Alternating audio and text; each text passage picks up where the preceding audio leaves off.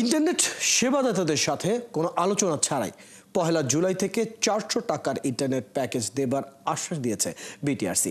এই টাকায় গ্রাহকদের গুণগত ইন্টারনেট সেবা দেওয়া সম্ভব নয় বলে মনে করে ইন্টারনেট সেবাদান সংগঠন আইএসপিএবি। শনিবার রাজধানীতে এক কর্মশালায় প্রতিষ্ঠানটির সভাপতি জানান, যেভাবে দেশে স্টারলিংক ব্যবসা করছে তাতে বৈষম্যের শিকার হচ্ছেন দেশীয় উদ্যোক্তারা। প্রতিষ্ঠানটি জানায়, প্রস্তাবিত এই নীতিমালাকে 27 বছরের মধ্যে সবচেয়ে বেশি নীতিগত সংকট সৃষ্টি ও আত্মবিরোধী। আইএসপিএবি বলছে, 500 টাকার ইন্টারনেট প্যাকেজের ক্ষেত্রে সরকারকে প্রায় 200 টাকার রাজস্ব দেন অপারেটররা। ফলে ইচ্ছা থাকা সত্ত্বেও গ্রাহকদের গুণগত ইন্টারনেট দেয়া কঠিন হয়ে ওঠে। এদিকে পহেলা জুলাই থেকে 400 টাকার ইন্টারনেট প্যাকেজ দেবার নির্দেশ এলে গ্রাহক সেবার মান আরও কমবে।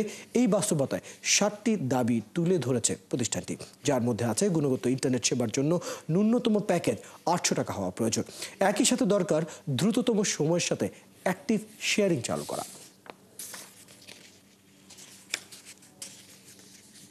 2021 সালে এক দেশ এক রেটের ইন্টারনেট হয়েছিল 500 টাকায় 5 MBPS, সেটাই ওনারা সরকার এখন 400 টাকায় করতে চাচ্ছে।